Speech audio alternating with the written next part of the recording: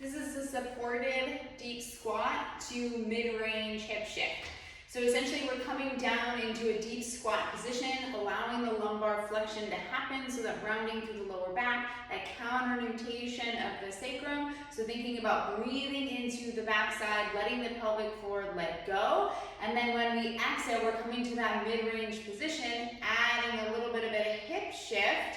So kind of producing the opposite effect, getting a little nutation, that pelvic bone kind of turning in a little bit, almost like freeing things up so the sacrum can wiggle around back there. So thinking about that inhale as you allow the knees to come forward, the heels stay heavy, coming down into the bottom of your squat, adding that nice inhale, allow the pelvic floor to let go. Exhaling to that 90-degree position without rounding too much, so you want that tail to be slightly lifted. Thinking about shifting, in this case my left knee back in space. So I'm thinking about shifting the femur back in the hip socket in that mid-range position.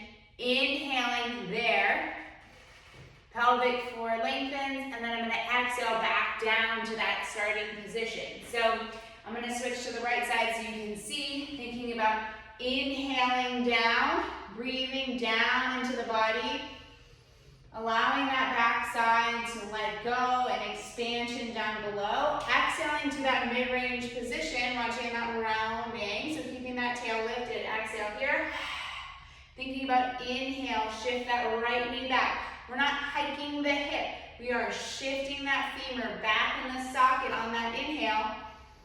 Exhale, transition. Inhale down below, making sure we allow those knees to come forward, heels stay heavy as we bring ourselves down to the very bottom of the squat. Inhaling. Exhale to mid-range. Shifting that left knee back. Inhale in that position. Exhale to come back down. Inhale.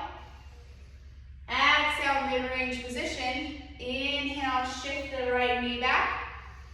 Breathe down into the pelvic floor. Exhale, come back. Inhale at the bottom.